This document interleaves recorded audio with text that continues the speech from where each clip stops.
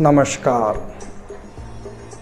आनंद मार्ग नामक पुस्तक का सारांश लेकर उपस्थित हुआ हूँ। पहला प्रश्न था कि धर्म क्या है। तो वृहद के प्रणिधान करने की ऐसा धर्म है, अर्थात ब्रह्म की प्राप्ति करना, आनंद धन अवस्था को प्राप्त करना मनुष्य का धर्म है। दूसरा प्रश्न, विभूषता क्या है। सर्वोच्चता का नाम ब्रह्म है, जो पुरुष और प्रकृति का मिलित नाम है।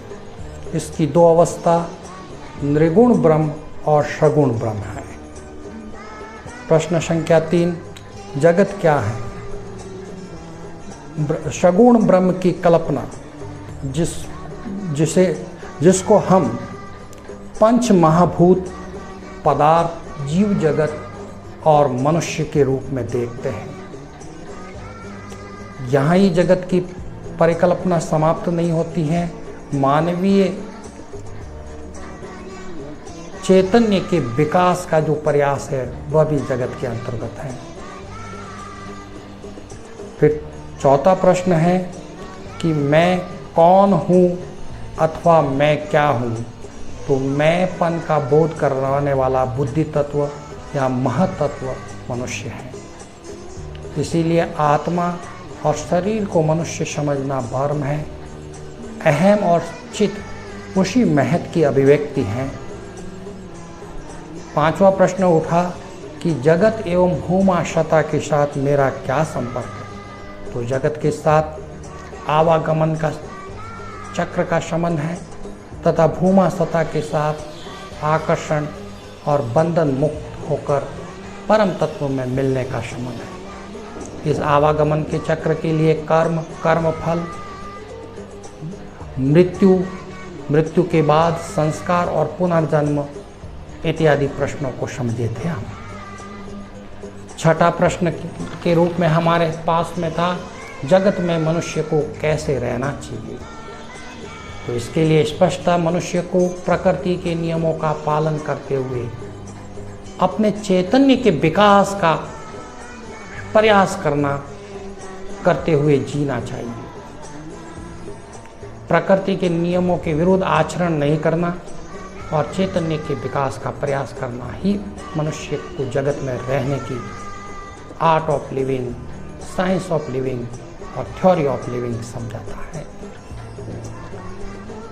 सातवां प्रश्न था कि मनुष्य का लक्ष्य क्या है। तो मनुष्य का लक्ष्य मोक्ष प्राप्त करना है और मोक्ष की प्राप्ति निगुण ब्रह्म की प्राप्ति में है या निगुण ब्रह्म में मिल जाने से है। सगुण ब्रह्म में मिल जाना मुक्ति कहलाता है, जो मोक्ष नहीं है या मनुष्य का लक्ष्य नहीं है। आठवां प्रश्न था आध्यात्मिक अनुशीलन एवं उसकी प्रायोगिकता।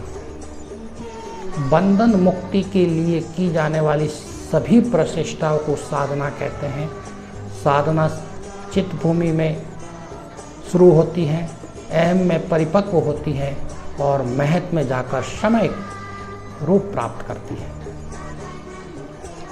और यह अब विद्या के विरुद्ध संग्राम है और विद्या की माया के साथ परम तत्व पर विलय की एक प्रयास है।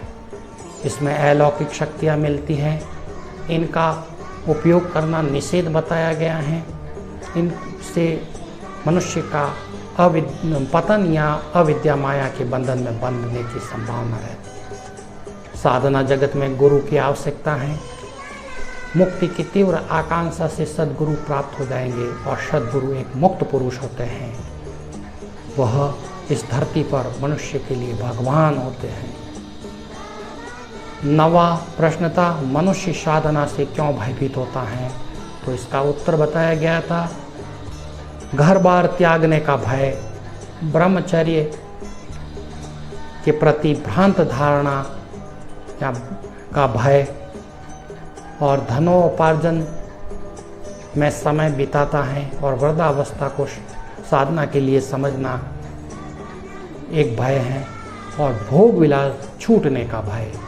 तो इस प्रकार हमने 9 प्रश्नों के उत्तर एक एक वीडियो में देखे थे। डिस्क्रिप्शन बॉक्स में इसकी लिंक दी जाएगी, तो जिज्ञासु व्यक्ति उन सभी वीडियो को इस एक वीडियो को सेव करने के साथ मिल जाएंगे।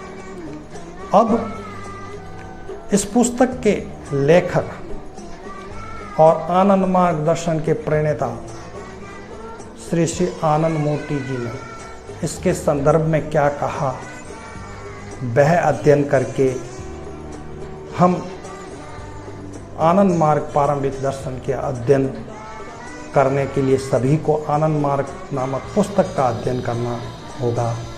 मेरा प्रयास एक संक्षिप्त प्रयास था। संपूर्ण सागर को घाघर में बांधना मेरे लिए संभव नहीं था। अतः आप सभी आनंद मार्ग पुस्तक का अध्ययन कीजिए और आनंद मार्ग के संपूर्ण दर्शन की जानकारी के लिए आनंद मार्ग का संपूर्ण दर्शन पढ़िए। मनुष्य के मन के सभी प्रश्नों के उत्तर आनंद मार्ग के संपूर्ण दर्शन में विद्यमान हैं। अंत में श्री प्रभात रंजन सरकार ने जो इस पुस्तक के बारे में कहा है या हमारे दर्शन के बारे में कहा है, वह कहकर वक्तव्य को समाप्त करूंगा।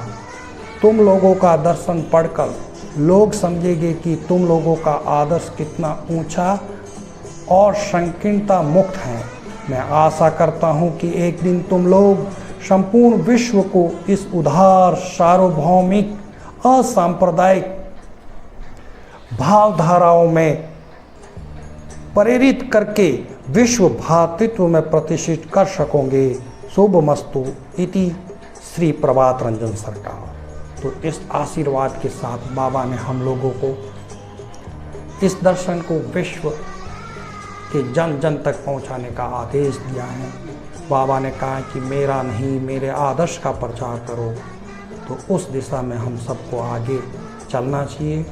एक बार पुनः याद दिला देता हूँ कि ये सागर को घाघर में बांधने का एक छोटा सा प्रयास था। त्रुटि हो सकती है, वह त्रुटि मेरी व्यक्तिगत है, लेकिन इसको समझने के लिए हमें आनंद मार्ग पारंपरिक दर्शन पुस्तक का बार बार अध्ययन करना चाहिए।